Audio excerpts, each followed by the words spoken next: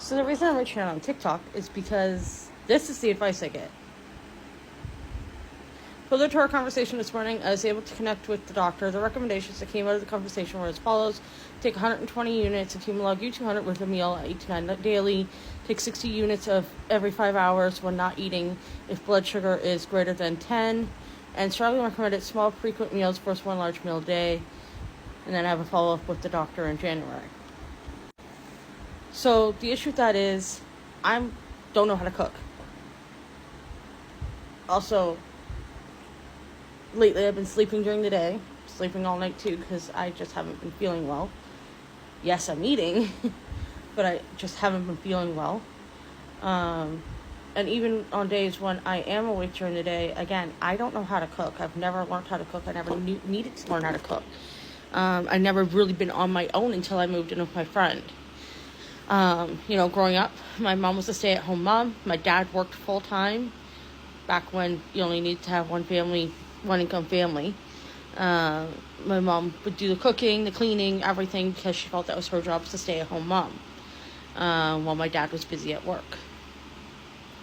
From home, I moved in with my very abusive ex who wouldn't let me in the kitchen at all because I one time tried to cook breakfast and first time cooking, tried to cook bacon on high, learned my lesson there, and the fire department showed up because I nearly set the kitchen on fire. So after that, he never ever let me back in the kitchen. From there, I moved in with my grandparents. Well, my grandmother was always somebody who cooking was what she enjoyed to do. When she was able to work, she was a cook for the jail in the city she lived in. And so that's what she did. That was her passion. She liked to cook, and she liked to cook really big meals for everybody. So again, it was a stay out of my kitchen. This is my zone. You're not allowed in it. Even my grandfather was never allowed in the kitchen. Get the fuck out of the kitchen. And so that was my grandma. That was living at my grandparents. Previously living with my grandparents, I lived with my aunt, who also is a professional cook. That's what she does for a living. Stay out of her kitchen. Do not go in her kitchen. That is her zone. Stay the fuck out of it. And then from there, moved in with my grandparents. From there, I moved in with my now ex-husband, and he just was the one that did all the cooking. And then from there, we moved in with my aunt together. So again, stay the fuck out of the kitchen. From there, we moved in with my husband's, now ex-husband's parents, and they didn't really like us cooking because of the fact they had meals planned out. And so certain food was only allowed to be cooked on certain days because that's how they did things. Like Monday might have been stuffed chicken and sidekicks. Tuesday might have been, chili, et cetera, right? Every day of the week there was a certain meal they had planned, and you couldn't touch that food because it was for that day of the week. So they didn't want anybody else in the kitchen. They did dinner, and that was that. Lunch may have been a sandwich or something, if there was sandwich meat or toppings in the house. From there, my ex-husband and I got our own place, and again, he did all the cooking. His brother moved in with us, and then his brother's girlfriend moved in with us, and she took over the cooking. Then she moved out, and my husband went back to the cooking. And then my husband and I lived together for 10 years, the 10 years that we were together. From there, I moved in with my bestie. And it's just been my bestie and I, except for when his kiddo's here. So he does all the dinner cooking, and he sleeps during the day because he works nights. So during the day, if I am awake, I'm left to my own devices, and if it can't go in the microwave, I don't know what to do. I used to cook a lot. For a small period of time when I sold Tupperware and had a bunch of Tupperware I could cook in, like their their stack cooker, their pressure cooker.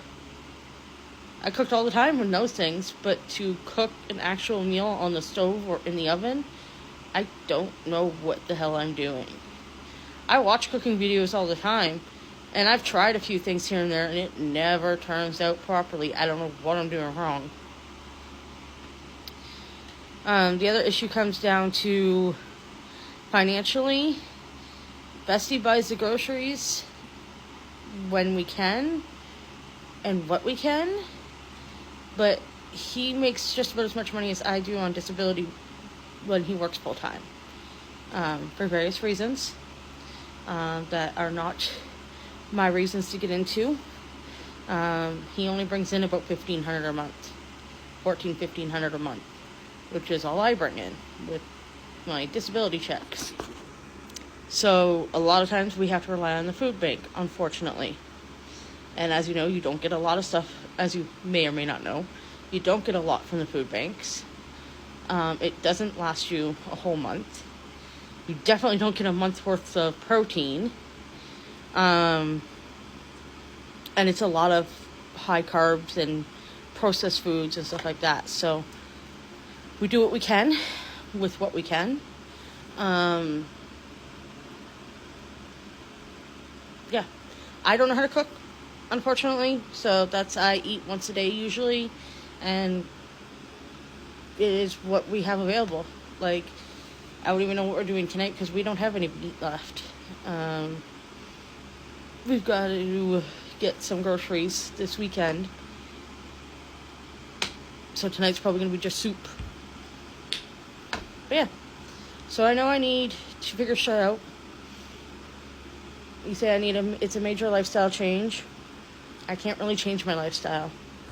And that's what I'm eating orally if I'm not on my feeding tube, right? If I'm on my feeding tube, then I'm on a high carb formula because that's just what is available. Like, if I'm on my feeding tube, this is the crap I'm on. Right? 33 grams of carbs per container, and I'm on 6 of these a day if I'm on my feeding tube. So, anyways, I hope that this answers your statement and makes you understand why I'm reaching out on TikTok. See what other diabetics do.